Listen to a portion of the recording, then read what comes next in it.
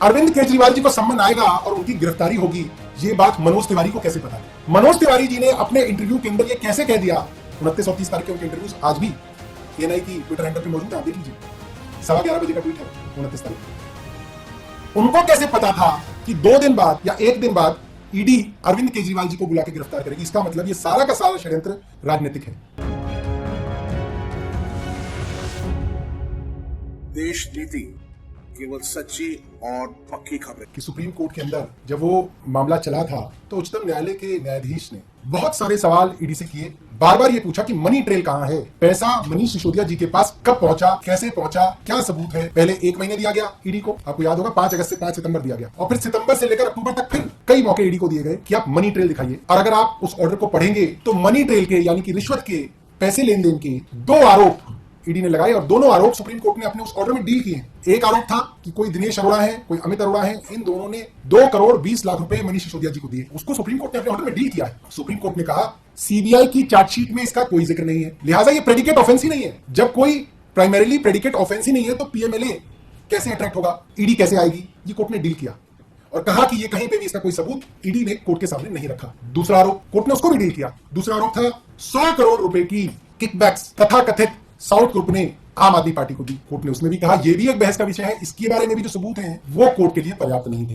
ये दोनों के दोनों बातें सुप्रीम कोर्ट ने अपने ऑर्डर में डील की हैं। और प्रोसिक्यूशन की तरफ से, केंद्र सरकार की प्रोसिक्यूशन की तरफ से जब यह कहा गया कि हम 6 से 8 महीने के अंदर इस मामले को पूरा से सुनवाई कर लेंगे, तो कोर्ट ने कहा कि 3 महीने के अंदर अगर सिसोदिया जी को लगता है कि ये जो ट्रायल है ये धीरे चल रही है तो आप कोर्ट में आ सकते हैं। नंबर 2, आज दिल्ली के मुख्यमंत्री अरविंद केजरीवाल जी को ईडी ने सम्मन किया था। मुख्यमंत्री जी ने ईडी को पत्र लिख के बताया है और कुछ बातें बहुत जरूरी उन्होंने रेखांकित की हैं।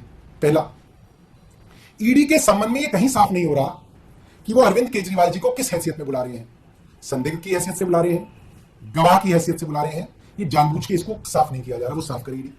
दूसरा, अरविंद केजरीवाल जी को दिल्ली के मुख्यमंत्री होने के नाते बुलाया जा रहा है, आम आदमी पार्टी के कन्वीनर होने के नाते बुलाया जा रहा है, या as an individual Arvind Kejriwal करके बुलाया जा रहा है। ये ईडी ने अपने संबंध में साफ नहीं किया, ईडी इसको साफ करे। तीसरी बात, ये बहुत हैरान करने वाली बात है, मैं पिछले 29 तारीख से मैं पिछली ये बात कह रहा हूं। अरविंद केजरीवाल जी को सम्मान आएगा और उनकी गिरफ्तारी होगी, ये बात मनोज तिवारी को कैसे पता थी? मनोज तिवारी जी ने अपने इंटरव्यू के अंदर ये कैसे कह दिया?